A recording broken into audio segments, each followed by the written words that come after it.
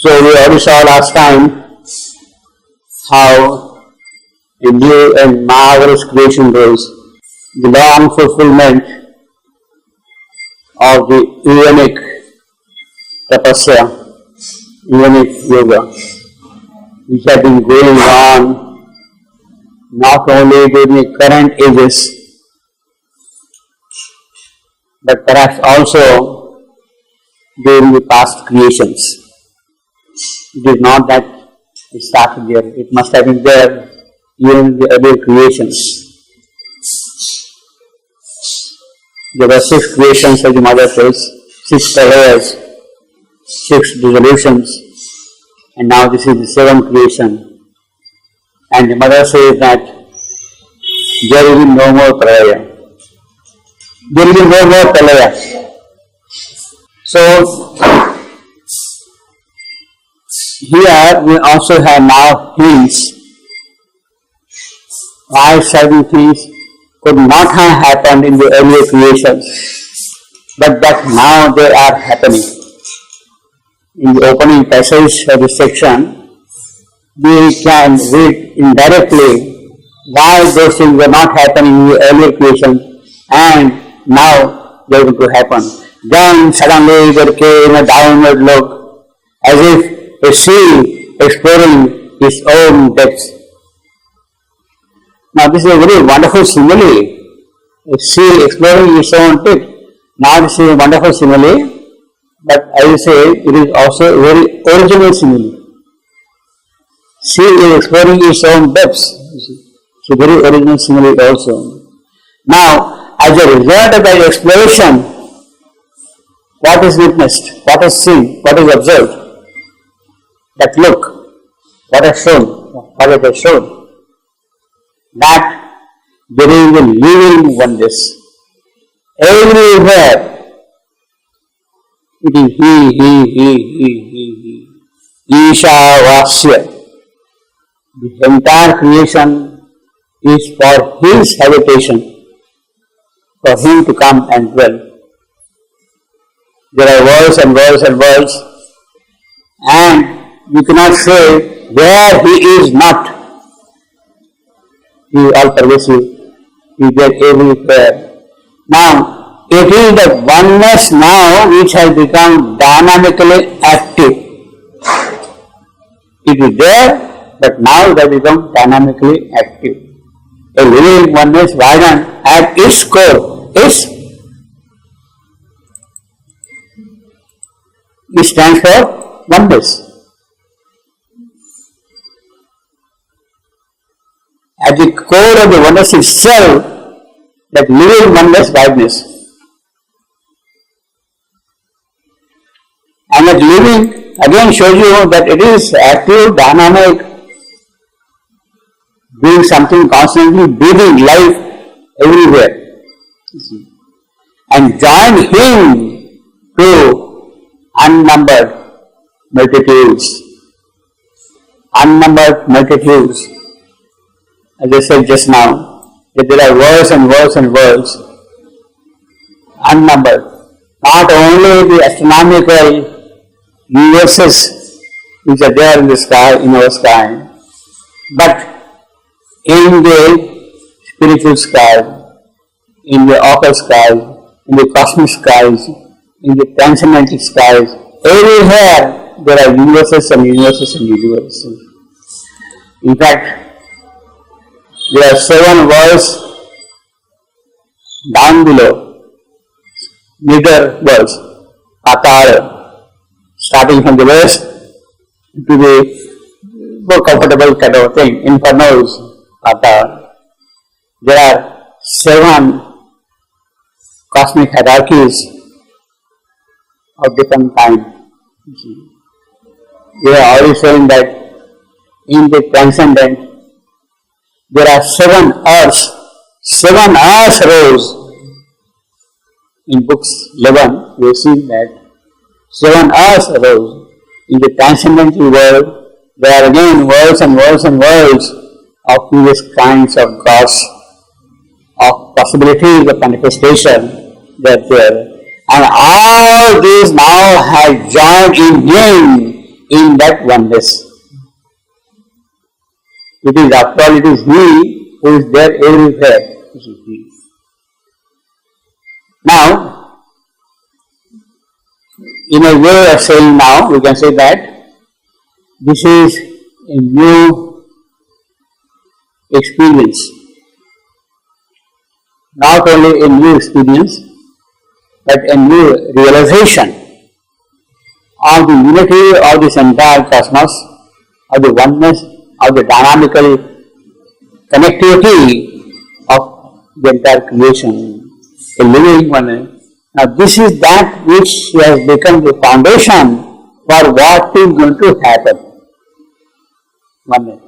So, what is going to happen means that what was not happening until now, it lacked that living oneness. The earlier creations lacked that living oneness. They lacked living oneness means what? See, after all, there are these creations, so because of they lacking oneness. They lacked oneness because that dynamic experience in the possibilities of this creation, in the possibilities of this manifestation had not fully emerged. It is in that sense they lacked. So the oneness which has become dynamic has now becoming not only potent but obvious, coming into forefront, you see. So earlier things were not happening because that oneness was not there. Why the earlier creations failed? Because the dynamic oneness was absent, you see. A bliss, a light, a power, a flame white love got all into a soul immense embrace, in the soul immense oneness. So you can imagine how wide that soul, that embrace is, you see. That embrace is the embrace of that living oneness. Here I am grasping only He.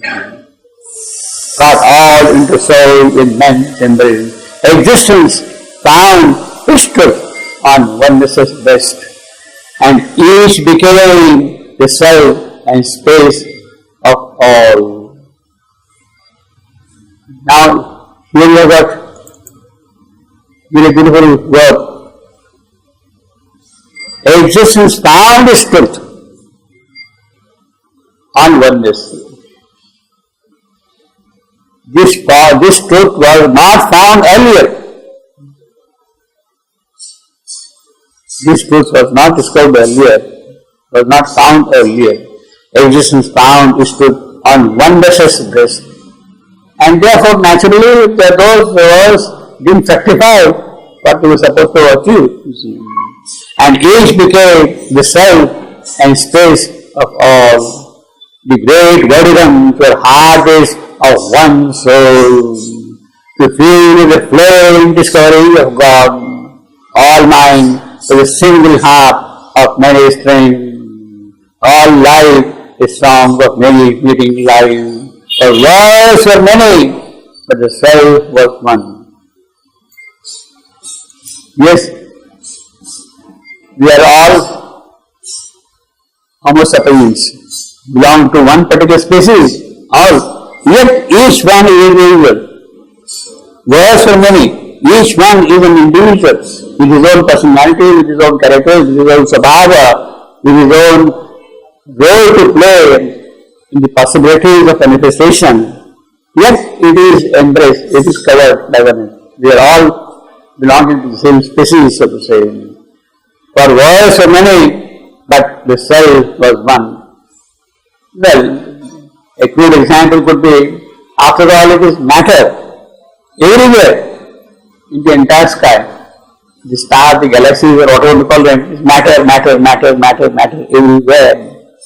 But out of that one matter, so many creations have come out, so many galaxies have come out, so many suns have come out, so many stars have come out, you see, out of one. So, got many, but the self was one. Matter is one, but the configurations of all these things are different. This knowledge was now made a cosmos state. Again, we have here another important word.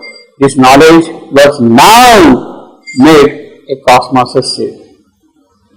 That oneness, that living oneness, that knowledge of that living oneness has become the bija, the seed for what has to happen here. Now, it was not made earlier in the previous creations.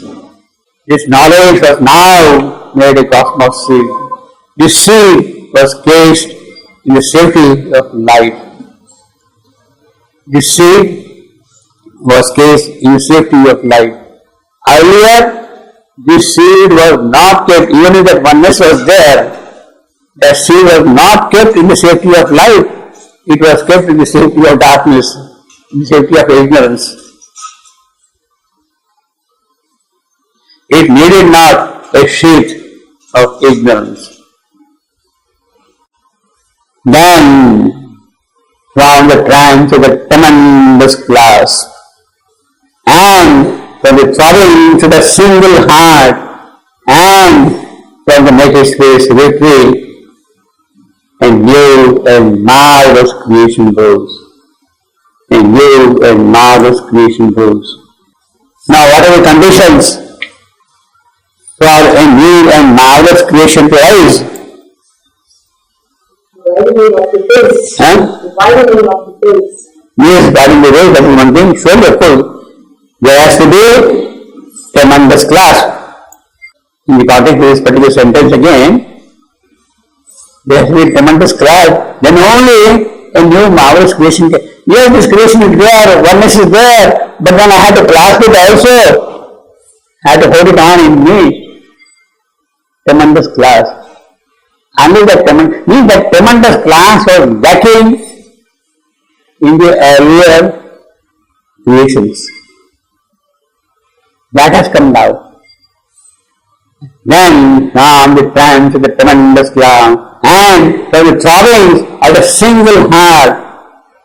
That's earlier that heart was not really troubled, you see, so to say. It was not living, that oneness, you see. And from the naked spirit's victory, naked, bare spirit. Spirit alone is a new and marvelous creation rose. This is the achievements of the present yogi. What has he done? He has discovered oneness. In that oneness, he has held everything. And then out of that, a new creation rose. So the condition for the new creation to coming out is this tremendous class. When was this tremendous class made? It was for a long time the process of discovering oneness. For a long time, the process of discovering oneness. After that was discovered, now that oneness is again, discovery of that oneness is again a twofold process. Here, yes, you have taken the station for your activity, inconscience, ignorance, whatever you want to call it. From there you are rising, climbing up, exploring everything, every dimension of the creation. And then you are seeing that those possibilities of the spirit which are there, they must come here. You are seeing that thing as a yogic vision and a yogic future, as a yogic possibility. But still, unless you hold that thing in your clasp, your embrace, nothing is going to happen. Nothing is going to happen, you see. So, if you want to say contextualize the description, we can say that from 1908 to roughly 1940, 42 to 30, 35 years. It was to discover, to explore the depths of oneness. And only around 1942 was that tremendous class, 1942. This slide was written about that time. 1942. Yeah, roughly. This book you see. So the whole yogic sadhana which has been done until then was towards this. Unless this is done, there is no question of new creation, new possibility. Tremendous class. In other words, it is all right to make a statement that a new and marvelous creation knows. It's a very lovely statement, beautiful statement. 42. It is true. But what is the basis of that rising? The work which is required to be done for that, what is that work? It is this. This happened during the war, Yes, in the middle of the war. more or less in the beginning of the war. Yes. Yeah. Yeah. This realization happened during the war. This, this I will say not realization, this yogic graph, yogic siddhi, to hold everything in a class like that. Yes, yes, yes, yes. So that is, yes. It is because it has been written in 42, around 42. Yes, yes. In 1942. Around that time, yeah. Around that time. Maybe So the new creation only starts in 42. no. You The said new creation would arise only after this tremendous class. Yeah, so after 42. Yeah, that's right.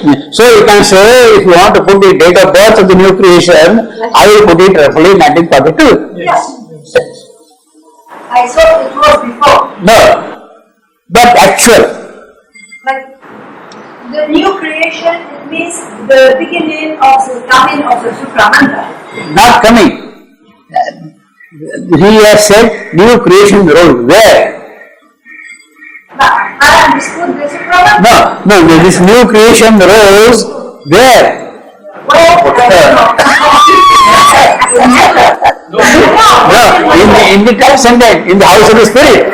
in the present. In the house of the spirit. Really? Exactly. Ah, and after it must come down. Then it has to be brought down. He created in the house of the spirit. House of the spirit, In the yeah. transcendental person. Rose where? In the house of the spirit. Okay, it rose in the spirit before 42. No, it is not there. This is a new creation, new. It is not that there is a creation which is newly discovered. It is not that. It is not a creation which is newly discovered. That it was there, yes, I know Paris, I go and discover Paris. It's not that. I have created a new Paris.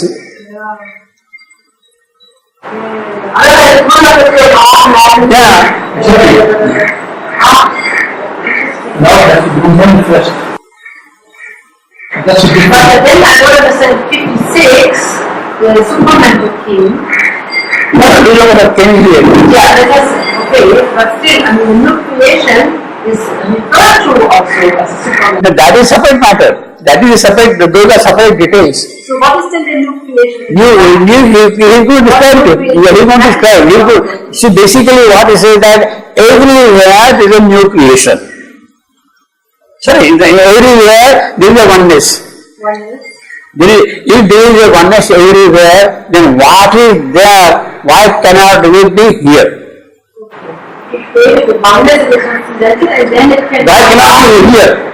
So, in that understanding with the seed, he is pursuing, he is holding the entire universe now in this class, and the result of that tremendous class is that there is a new creation. as if it would not have but happened. The class says that it has to happen, not that he is willing to happen. He is making it happen. The very result of the class is that the new creation comes up. Because that oneness, that is the power of this seed of oneness. Seed of the oneness, you see. So, the occult yogic work is here. The plain statement, the plain result of that is here. New and marvelous creation. What is the thing which has actually done?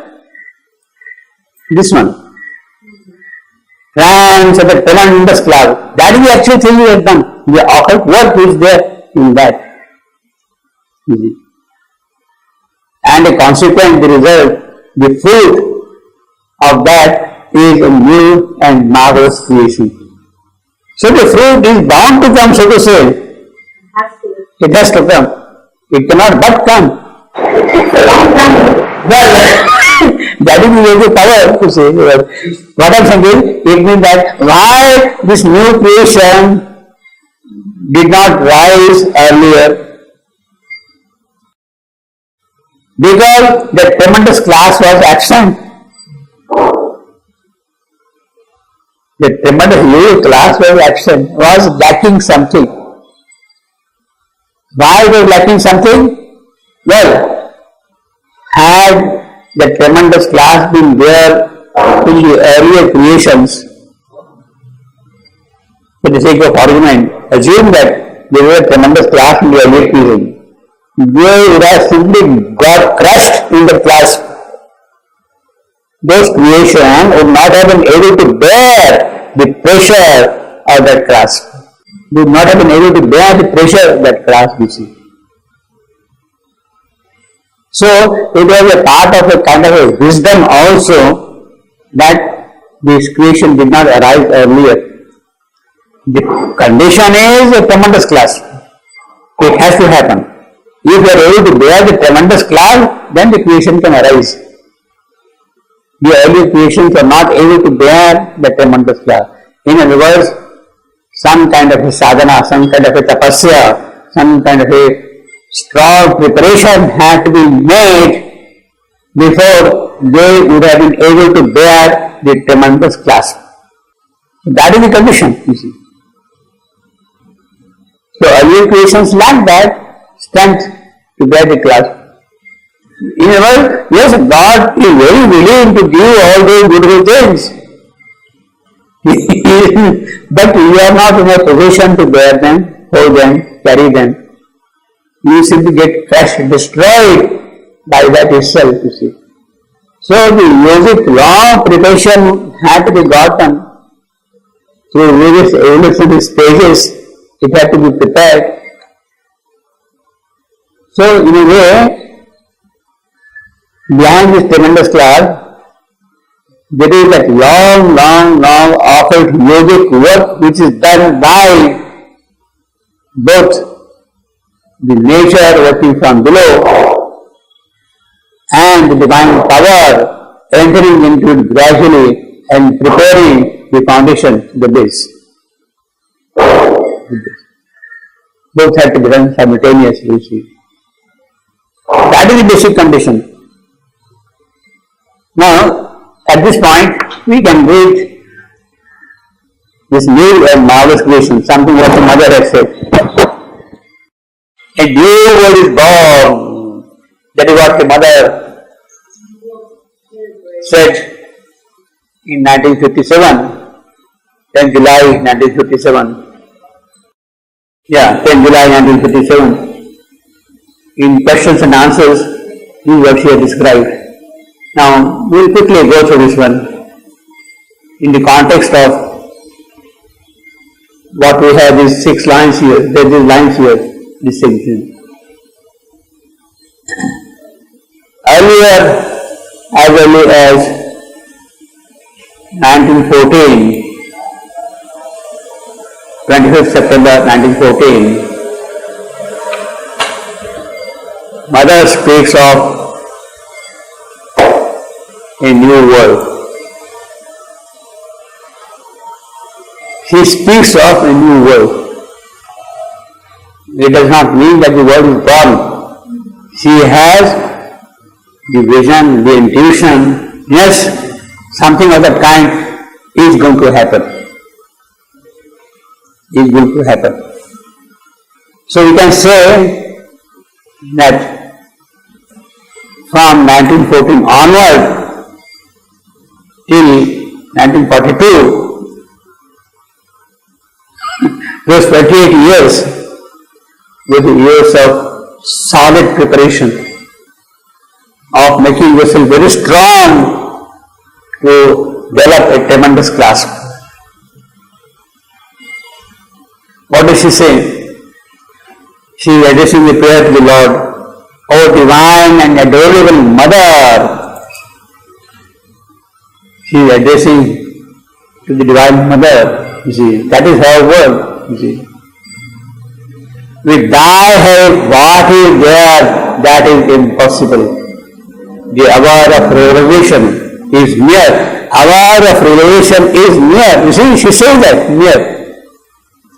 She has that intuition. And thou hast assured us of thy aid that we may perform integrally the supreme will. So, see, there are again two things here. There is the assurance from the Divine Mother. But then, there is also the work performed integrally the supreme will. That is the work of the incarnate power of the Mother who has taken birth here on earth. She has to do her work. So, although she has given the assurance as early as 1914 that performing the integral supreme will, that work was the work of tapasya which had got to be done. Thou hast accepted us. Us, whom? Shribantu and the Mother. Us stands for them. Thou hast accepted us as fit intermediaries between the unthinkable realities and the relativities of the physical world. And thy constant presence in our midst is a token of thy active collaboration.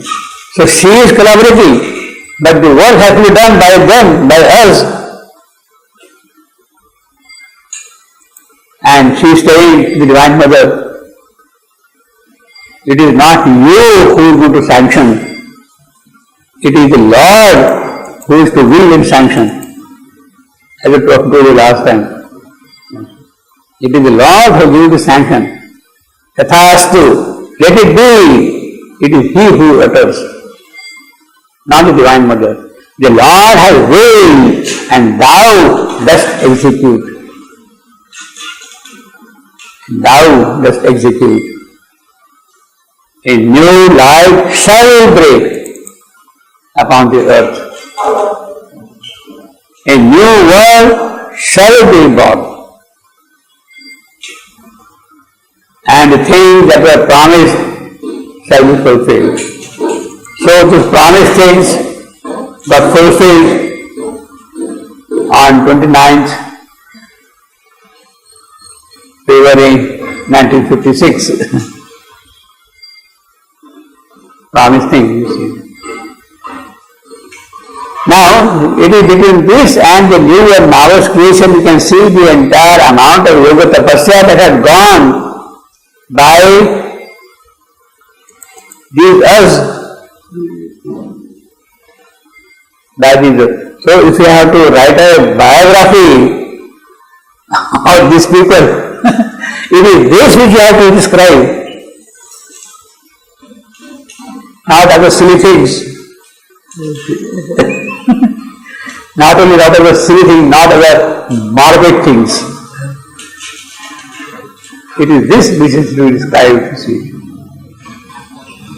Thou hast accepted us as a species. Now, this is a prayer of the mother after her coming here to Pondicherry. She came on 29th March 1914. So March, April, May, June, July, August, almost September, within 6 months. Within 6 months, what a tremendous leap has already taken place. Thou wast with and thou wast executed. Now, the mother has modified this statement later on in 1956. Thou wast with and I execute. She says, I execute.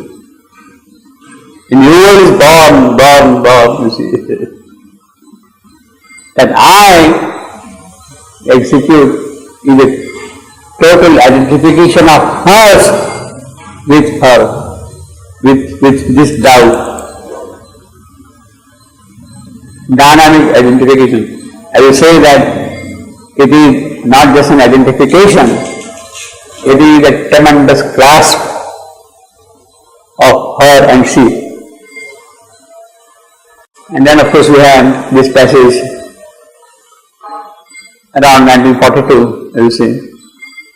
That was the first draft of Savitri in a more or less complete manner in 1942 of this part, see, book 3. Then the mother reveals all that had happened on 29th February 1956 in a talk, 10th July 1957. One day, I went as usual to relate to Sri Aurobindo what had been happening. That was after the Siddhi Day, 24th November 1926. One day, more or less after the overmind realization in the physical, 24th November 1926. I went as usual to relate. She was exchanging notes with her. Whatever she was experiencing, she was narrating it to Sri Aurobindo. We had come to something really very interesting, and perhaps I showed a little enthusiasm. The power of our mind creation in the physical was so dazzling, so miraculous, so beautiful, so enchanting. She became kind of enthusiastic, and she started putting down the gods here in this world, bringing down the gods here. I showed a little enthusiasm in my account of what had taken place. Then Sri Aurobindo looked at me and said, yes, this is an overmind creation. Overmind creation. It is very interesting, very well done. You will perform miracles which will make you famous throughout the world. You will be able to turn all events on earth topsy-turvy. Said power. Indeed. And then he smiled and said, it will be a great success, but it is an overmind creation. You succeed, alright, it will be overmind creation, but that success will come in the way of what you have to really achieve. Your success should not become a hindrance for what you should really get. It will be a great success, but it is an overmind creation. And it is not success that we want. We want to establish a supermind on earth. One must know how to renounce immediate success in order to create a new world. In order to create a new world, supramental world with integrality. So what clarity, what conviction, what knowledge also strength. With my inner consciousness, I understood immediately. Yes, sir, this will be wonderful. It will perhaps push the clock of supramental manifestation ahead by another 50,000 years in the world of religions. powerful, but not supramental. What we want to be supramental, you see. I understood immediately. Now, I understood immediately. You see, Shivandu does not say anything at all. Go and dissolve this creation. He won't say that. She has to understand that. She has to realize it. She has to perceive it. She has to discern it. It is that kind of a sadhana one has to do even to receive the hints from the Supreme. A few hours later, the creation was gone. And from that moment, we started anew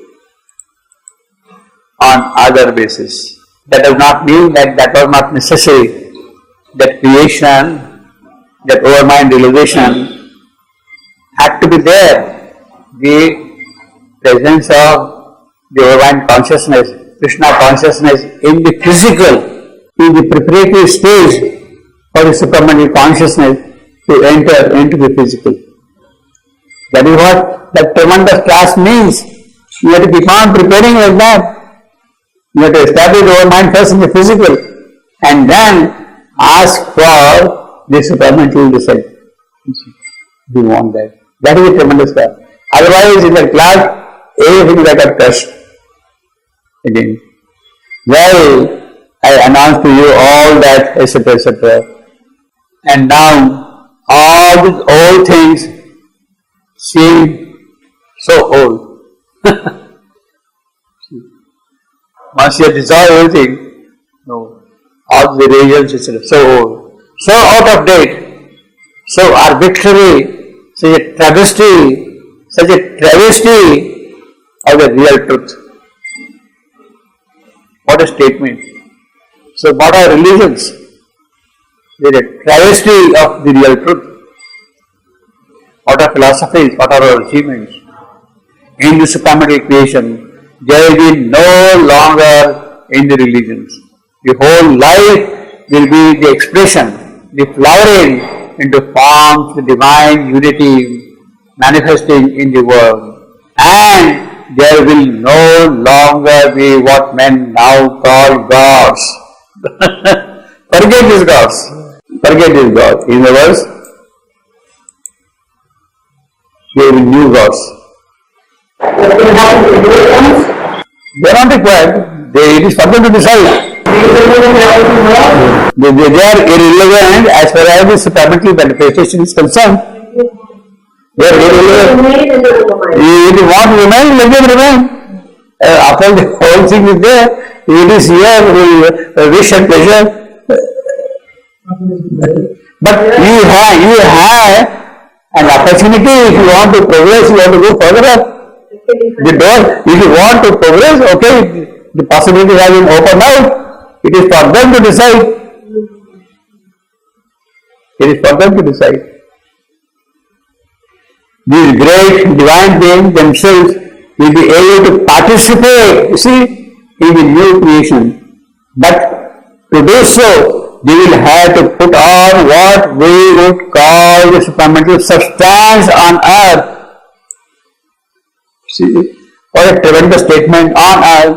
And if some of them choose to remain in their world as they are, if they decide not to manifest physically, their relation with the beings of the supramental earth will be a relationship of friends, collaborators, equals, so the highest divine essence will be manifested in the beings of the new supramental world on earth.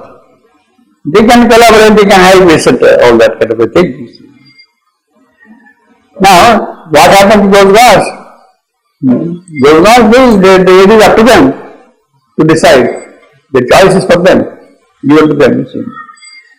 But what is going to happen is, it means that there will be new gods, supramental gods. All this is there before the gods awake. Now those supramental gods will awake now to the new creation. They will come into play, into the dynamism of this manifestation. They will awake. It was aware before the gods awake. Until now it was not there. They have now the new world has opened out and they are awake, they are now able to put their bit in this creation, in this possibility, you see. In other words, the gods will not awake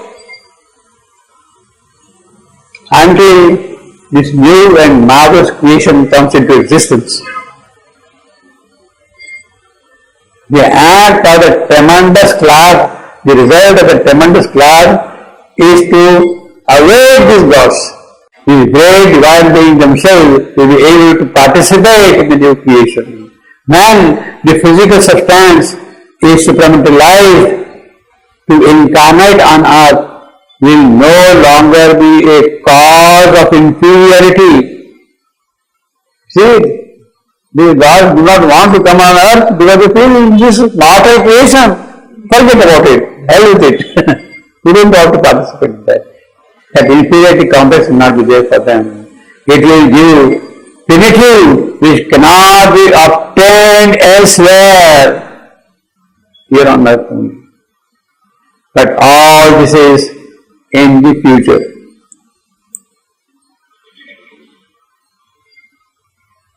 It is a future which has begun. It has begun. We are not able to see it, but perhaps we don't know, we are not able to see the signs of it happening here. But which will take some time to be realized integrally, etc. The same talk the mother says, then I truly understood when she even said, what we want is not our mind creation, but supramental manifestation. Then I truly understood the body. She is emphasizing that, not mentally, not practically, not in the soul, but in the physical. This is the most important thing. Understood the body. I understood in the cells of the body. She is so specific about it, particular about it, that a new world is born and is beginning to grow. It is the physical cells that she is realizing it. So we simply say a new and marvelous creation rose. Where? Where? The cells of the body. The body cells are experiencing that thing, you see. And so when I saw all this, I remembered something that had happened. I think I remember rightly in 1926 of the earlier creation. See, this is the prayer. He rewrote, Lord, thou hast willed and I execute. I execute. Earlier it was you have done. I execute. This is now total identification of her with the Divine Mother. The willing has to be done always with the Lord, obviously. The Lord is not going to do through the Divine Mother. He is not going to do it through the Divine Mother. He is going to do things through the incarnation of the Divine Mother.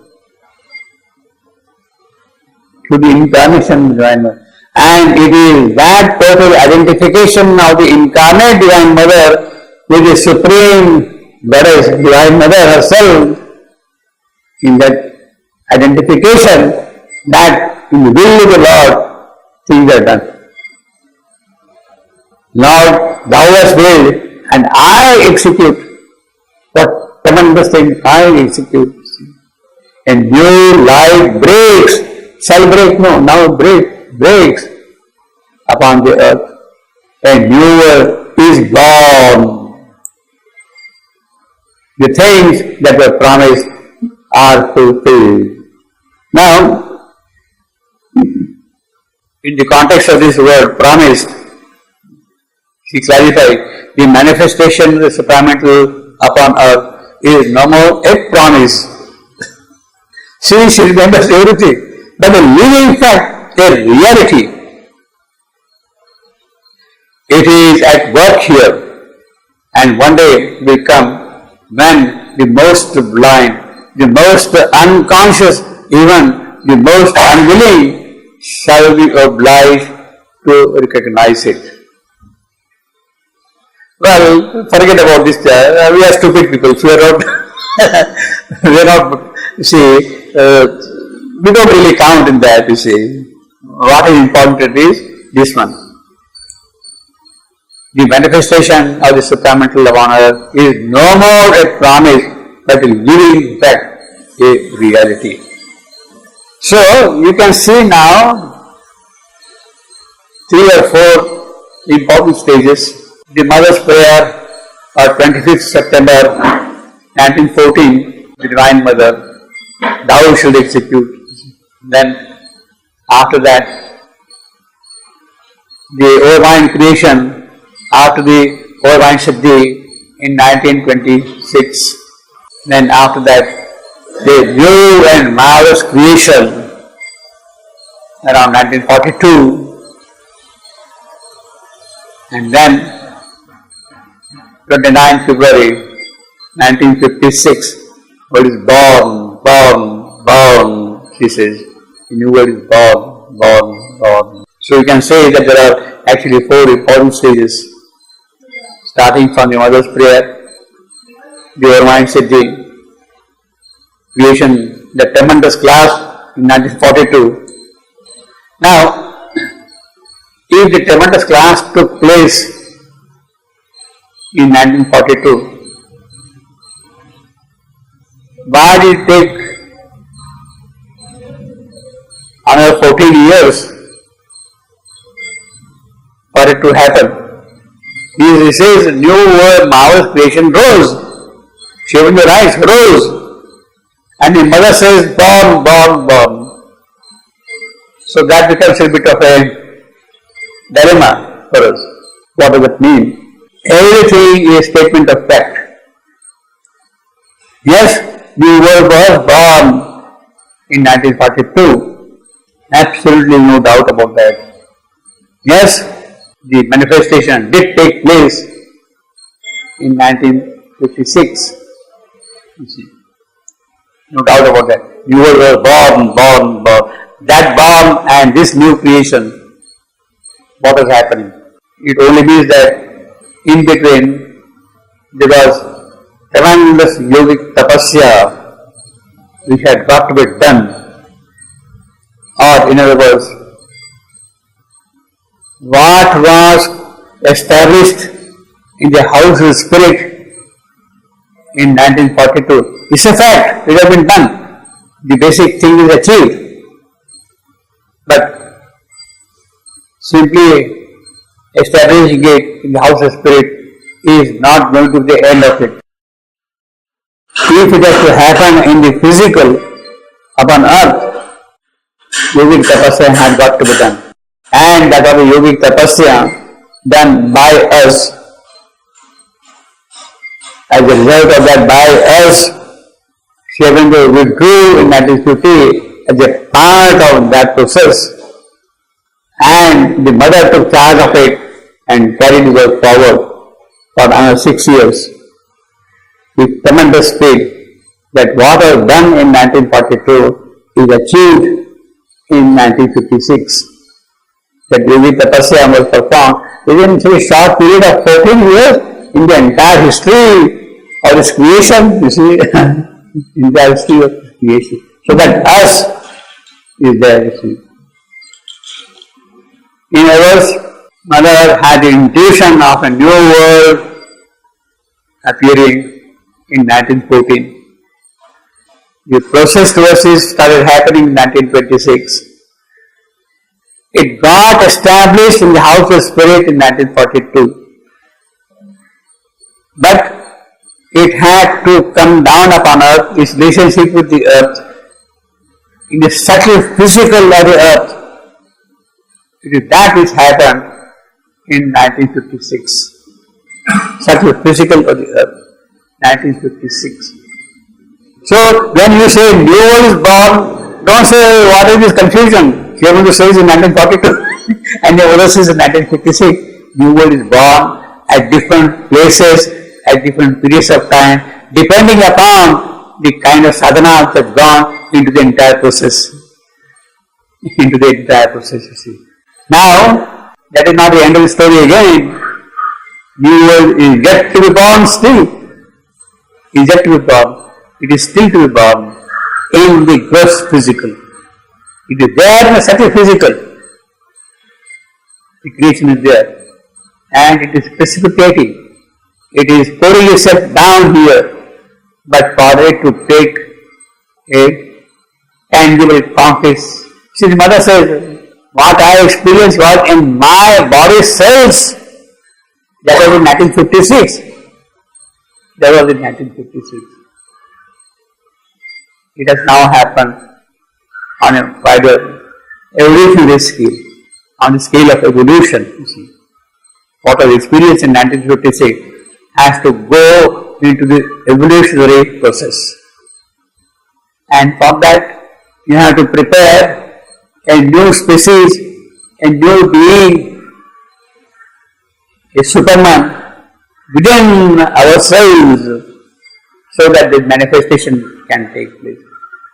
Our physical body, our present structure of the mental being is not adequate to hold the Superman. New centers of activity have to be created, established chakras, lotuses, whatever you want to call them, within this physical, so that a new being is born.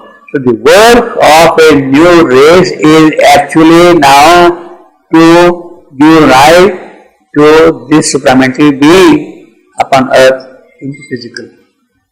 In the physical.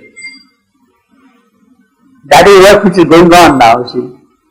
So a new and marvelous creation arose. See, it is a long story, it is a long process also, but then you have to understand, we have to grasp, we have to appreciate all that is there behind it. So a new and marvelous creation arose. This is in the house of the spirit. Mother's achievement is the subtle physical of the earth. You see, what a tremendous progress which has been achieved in this short time. When the mother said, you were born here, not there. There it was already there. So unless it is there, it cannot be born here. Incalculable outflowing infinitudes, laughing out, and unmeasured happiness, due to innumerable unity, worlds where the being is unbound and wide, buried unthinkably the egoism, rapture of beatific energy, join time to the timeless pose of a single joy. White, vast, world where all is wrapped in all. See, it is absolutely absolutely kind. White, vast, world where all is wrapped in all. White vast, starts with Bombay, Portswood. White vast, pure, brilliant, shining.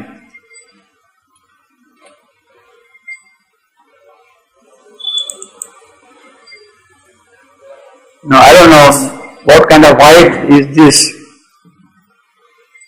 Whether it is curled white or snow white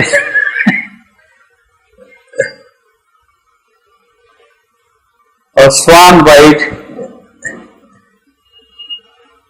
or sun white, whatever. White was seen. Absolute purity, white. Shubra.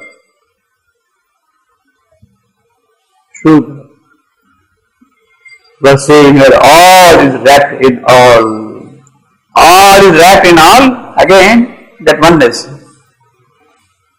There were no contraries.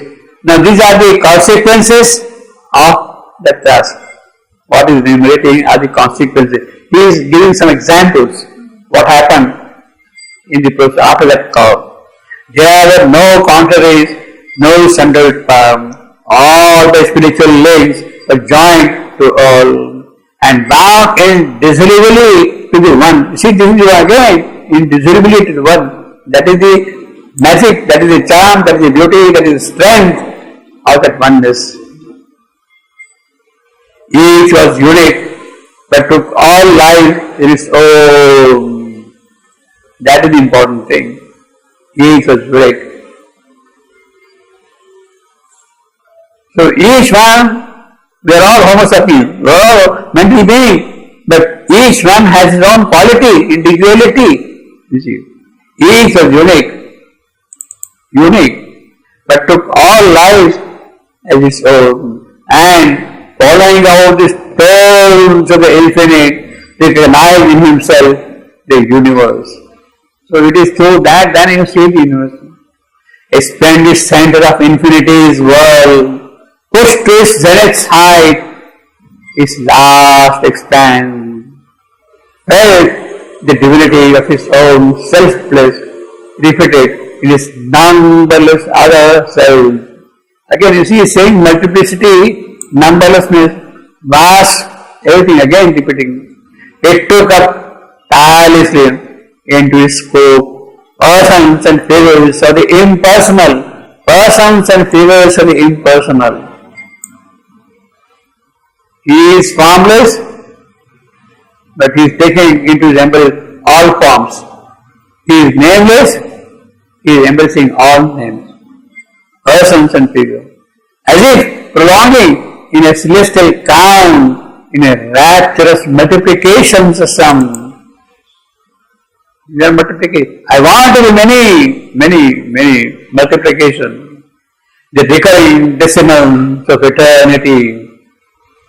You saw repeating 10 by 3, 3.333333 endlessly. Recurring decimals of eternity. None was apart. Well, this is an elaboration of the same now. None was apart. None lived for himself alone. Each lived for God in him and God in all. God in him and God in all.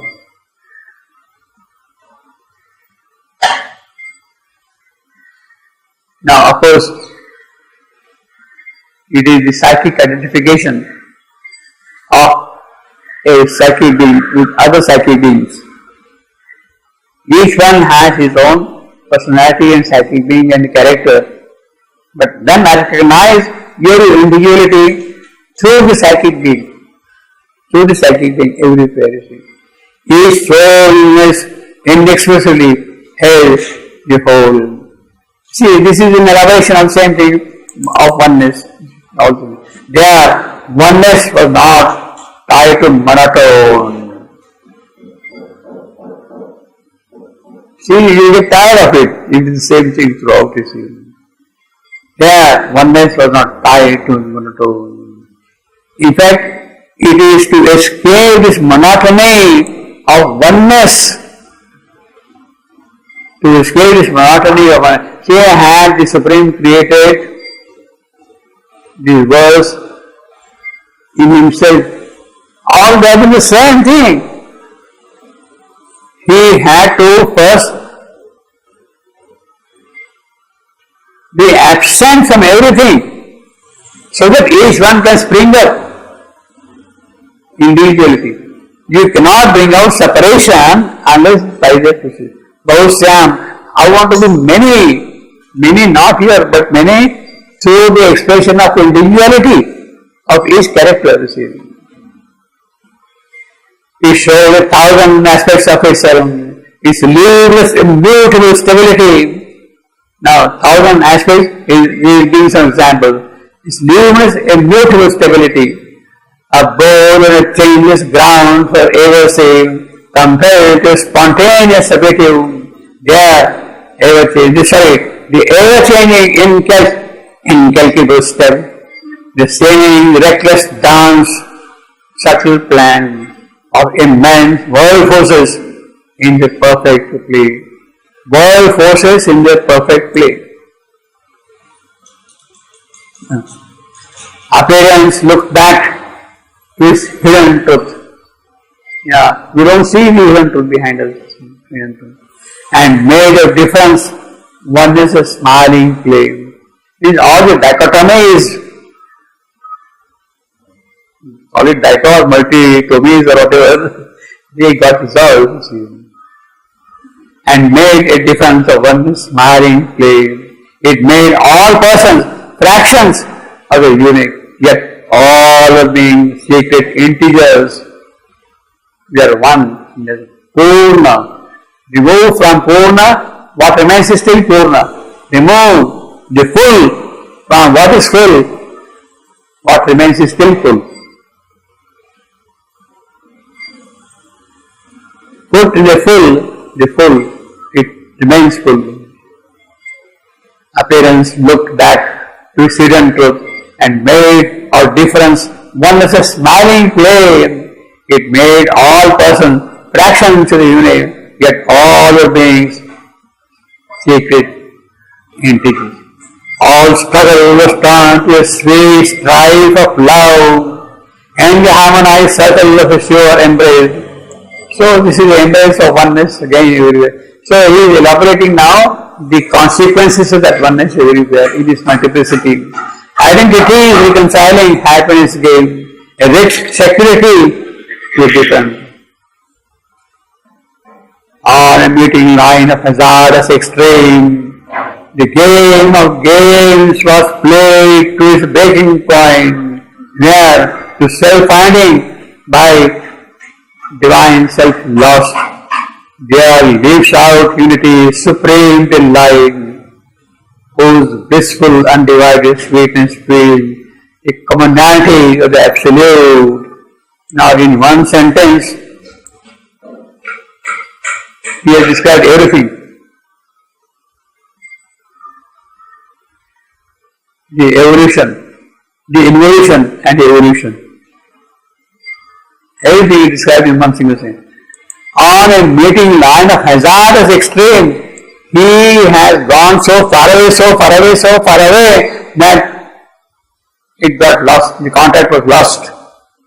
And what came out of the opposite, hazardous. The four powers, they went so far away from the source that they turned the opposite. The game of game was played to its breaking point. So this is the story of creation.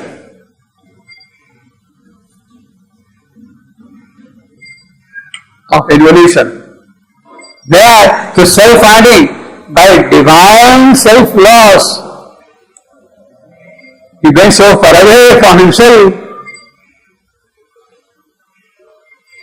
There lives out unity, supreme delight. So these three lines show the process of creation, the mother story of creation. The four powers went so far away from the soul that they became opposite. For what? There lives out unity, supreme delight, so that out of that leaping out, what comes out is unity, whose blissful undivided sweetness feel a commonality of the Absolute.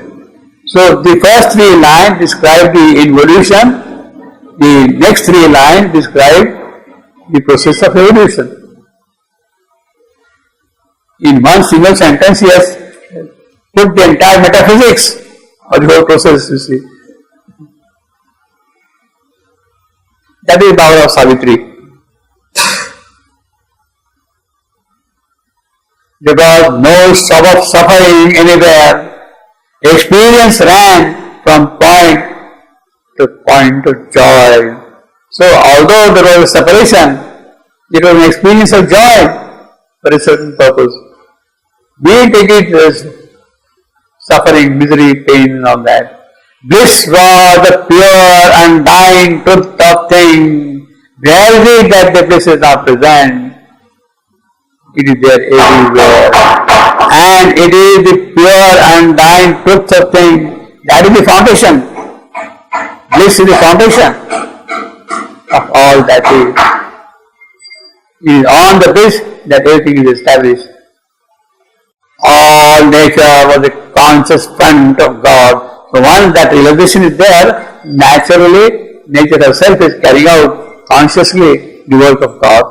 A wisdom of work to all, self-moved, self-sure, a plenitude of illimitable light, that wisdom, and authenticity of intuitive truth, a glory and passion of creative force, glory and passion of creative force. See the executive, see the Maya, Brahma.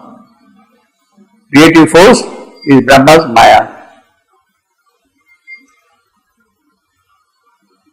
See the glory and passion of creative force.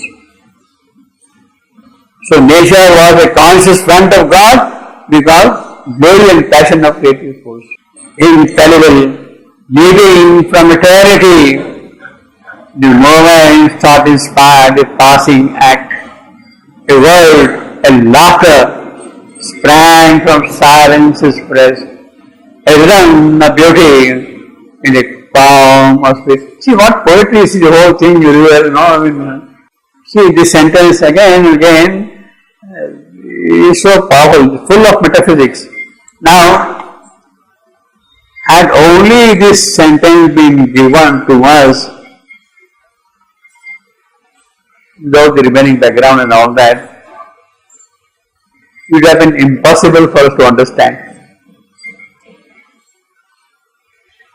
What I am trying to say is that when you read the Rigveda, the slokas, they simply put one sentence. Upanishad, they will put only one verse. This world is all He, I am He. Now behind that utterance, there is so much substance in it which is not expressed there. So had only this been put there, it would have become an Upanishadic statement. In other words, we will have to supply all the background required to understand, to appreciate this statement. So when you read the Upanishad or when you read the Gita, when you read the Veda, each sentence, there is that whole background. Now, those people did not elaborate those background. When the Upanishadic Rishi is writing a verse or the Vedic Rishi is writing a verse, he is not elaborating that whole background because that background is taken to be a part of knowledge of the entire race. He assumed that you all know these things. He assumed that you all know. Therefore, I am making this statement. So, in the background of the knowledge of the race, you have to read those things. Now, Sri Aurobindo here, for the modern mind, takes care that this is not really yet a part of the knowledge of the race. In order to become the knowledge of the race, read over Savitri and then only concentrate on this. If I quote only this particular sentence, people will not be able to understand it all. I will have to write a big thesis, I will have to write the whole life divine to explain it. All nature was infallible living eternity, all turns out. Infallible living from eternity, the moment's thought inspired the passing act. A word, a laughter sprang from silence's breath. Word, a laughter sprang. So you see, that word is not just an expression, dry word, it is also laughter, full of life, full of joy. Sprang from silence's breath. A rhythm, a beauty in the calm of space. You can hear the rhythm of the sea, perceive the rhythm of beauty only when there is the calm. When you are noisy, when you are confused, you can't really see the beauty also. Rhythm, the beauty in the calm of space. And knowledge in the fathomless heart of time. All turn to all doubt, the results of the coil. So nobody is turning back, you see, obviously. See, now, you don't always greet everybody very happily. There are persons of whom you recoil. There are some person with whom you go and enthusiastically receive him and all that. But here, that question doesn't arise because you are seeing the inner, the soul quality of each one that has been. All turn to all without reserves recall, a single ecstasy without a break. Love was a close and filled identity in the throbbing heart of all that lived this life. A universal vision that unites, a sympathy of nerves replying to nerves, hearing that listen to thoughts inner sound, hearing that listen to the thoughts inner sound. Suddenly the line is different, you see. Hearing that listen to thoughts inner sound. Don't you feel the difference in time? A sympathy of nerve replying to nerve, a universal vision that unites, a sympathy of nerve replying to nerve, hearing that listen to thoughts in the sound. Suddenly the rhythm is different altogether, it has become elevated poetry, hearing exactly, strong short that listens to thoughts in the sound. Very powerful line, hearing that listen to thoughts inner sound. Thoughts inner sound, it is those which are heard. It is that kind of a hearing. And follow the rhythmic meaning to the hand. A touch. See, this line is definitely different in the whole sentence. A universal vision that unites. A sympathy of nerve replying to nerve. Hearing that listen to thoughts inner sound. And follow the rhythmic meaning to the hand. A touch that needs not hand to feel to climb. But there, the native means of consciousness and heighten the intimacy of soul to soul. You can see the difference between this line and the other lines, you know. The other lines are kind of narrative lines. They are describing certain features. They are describing certain details. This line, hearing that listen to thoughts and sound, it doesn't describe, it reveals. It throws expanse open. It is kind of a mantric line. Mantric line in the sense. Narrative line, descriptive lines, and the revelatory line, you can see the difference between these two. This is a very unique line. A universal vision that unites a sympathy of now to trying to know, hearing that listen to thoughts inner sound, and follow the rhythmic meaning with the hand, and touch that needs not hand to feel to climb, but there to native means of consciousness, and heighten the intimacy of soul with soul. A grand orchestra of spiritual power, a dance on soul interchange, harmonize a oneness deep, immeasurable. She is harping on again and again on this oneness, you see, everywhere. That is a tremendous class, that oneness. In these new worlds, which are now here projected, he became Ashwapati. So this is a description of the new world and its characters and all that thing. Now what are the consequences as far as this particular seeker is concerned? He became, Ashwapati became a portion of the universal wave, a station of the all-inhabiting light, a ripple in a single sea of peace. His mind answered to countless communing minds. His words were syllables of the cosmos' speech. His life a field as a vast cosmic stir. Well, now what kind of a thing is happening in him? He felt the footsteps of million wheels moving in unison to a single goal. That is power now, all that oneness. That is power of that oneness. He felt the footsteps of a million wheels Each will is an independent will, but it has a divine quality. Each will has its own divine quality. Extreme, ever newborn. See, in the universe projected, he became a portion of the universal game, a ripple on a single sea of peace, a ripple on a single sea of peace. Now all this is because oneness. One, not only oneness, see, he has not forgotten with which he started this whole section. Then suddenly there came a downward look, exploring.